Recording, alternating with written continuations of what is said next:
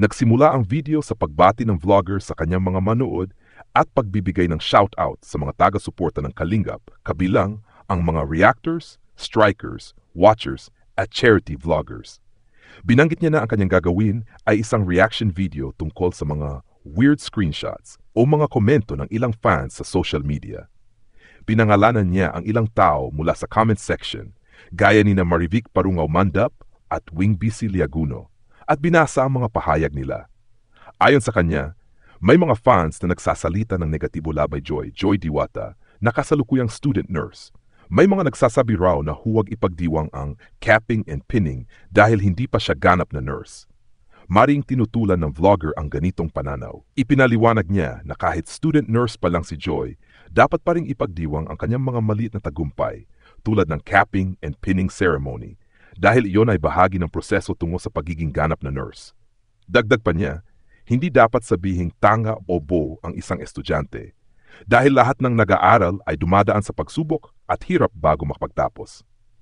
Binanggit din ng vlogger na mali ang pagko-compare ng mga fans. Ayon sa kanya, may kanya-kanyang idolo at dapat suportahan na lang ang bawat isa. Pinunto niya na ang mga sponsors at supporters ni Joy ay masaya para sa kanya at naniniwalang magiging nurse siya balang araw. Sa kalagitnaan ng kanyang pahayag, ilang beses niyang tinawag ang mga kritiko bilang literal na tanga at sinabing wala silang ambag.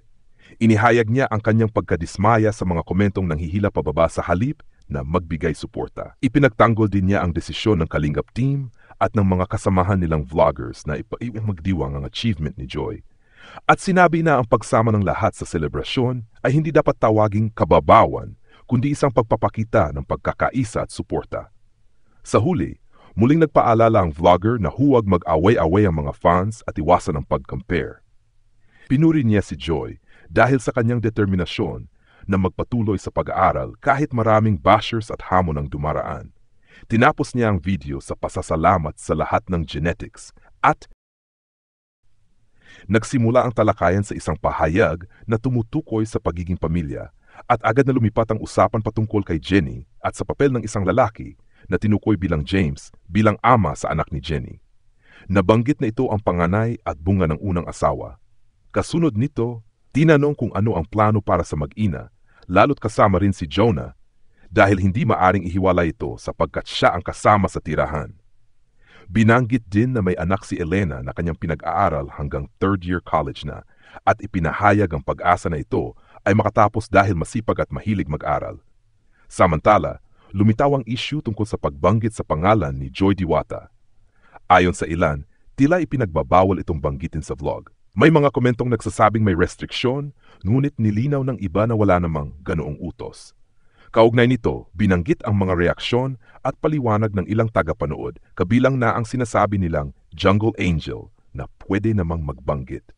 Dito nagsimula ang reaction video na ginawa ng mga avid fans kasama si Kuya Brooks upang linawin ang issue. Ayon sa kanila, walang malinaw na pagbabawal at ang kanilang layunin ay good vibes lamang. Kasama rin sa pinag-usapan ng isang 17 anyos na babae na lumapit dahil nais niyang maging bahagi ng love team na Danjoy. Sa simula, nais lang niyang makita ang tatlong personalidad sa isang litrato. Binanggit din na ito ay si Ma'am Jenny at ang kanyang anak. Sa pagpapatuloy, inusisa kung gaano nakagal magkakilala sina Jenny at ang kanyang kasama. Lumabas na halos 18 buwan pa lamang mula nang sila ay magkakilala sa isang gym. May mga komento ring nagsasabing masyado pang maikli ang panahong iyon at kaya't may pagdududa sa katan ng relasyon. Gayunpaman, sinabi rin ng mga sumusuporta na mabait at magalang si Jenny at kinilala rin ang kabaitan ng tinaguriang Kalingap Dan. Nabanggit din sa usapan na nagkaroon ng tampuhan at mga pagkataong nasakta ng damdamin, ngunit bahagi ito ng nakaraan.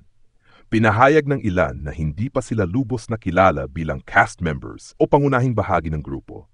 Gayunman, kinilalang suporta ng mga fans at ang interes ng mga manood na mas kilalanin ang kwento ni na Jenny, Dan at Joy. Sa huli, ipinaliwanag ni Kuya Brooks na wala naman talagang nagsabi na bawal banggitin si Joy Diwata. Ayon sa kanya, kahit nung siya ay nasa ospital, wala raw nagsabing hindi siya maaring isama sa mga usapan o vlog. Kaya't para sa kanila, walang masamang banggitin ang pangalan nito kung bahagi siya ng kwento o reaksyon. Tinapos ang video sa pasasalamat at paanyaya sa mga taga-suporta.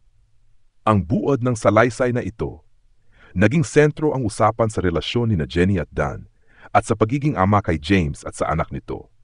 Lumabas ang isyu tungkol sa bawal banggitin ang pangalan ni Joy Diwata, ngunit nilinaw na wala namang ganong pagbabawal. Naisama rin ang mga fans na sumusuporta sa Love Team Danjoy, binigyang diin na masyado pang maikli ang panahon ng kanilang pagkakakilala. Ipinakita rin ang pagiging bukas ng vloggers at reactors na pag-usapan ito para sa good vibes at para maunawaan ng komunidad. Sa kanyang mga manood at pagbibigay ng shoutout sa mga taga-suporta ng Kalingap, kabilang ang mga reactors, strikers, watchers at charity vloggers. Binanggit niya na ang kanyang gagawin ay isang reaction video tungkol sa mga weird screenshots o mga komento ng ilang fans sa social media. Pinangalanan niya ang ilang tao mula sa comment section, gaya ni na Marivic Parungaw Mandap at Wing BC Liaguno, at binasa ang mga pahayag nila.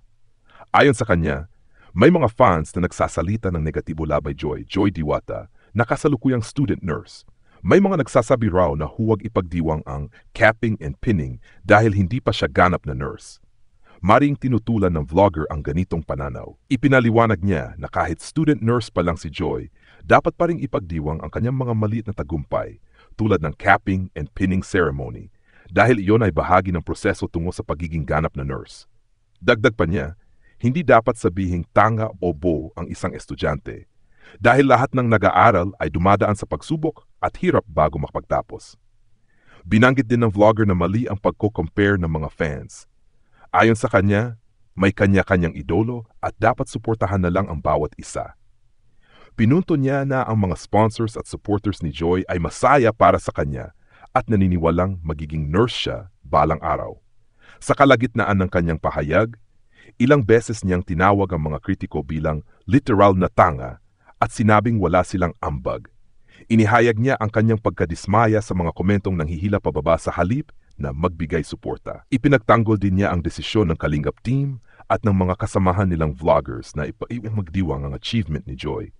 At sinabi na ang pagsama ng lahat sa selebrasyon ay hindi dapat tawaging kababawan, kundi isang pagpapakita ng pagkakaisa at supungkit sa pangalan ni Joy Diwata.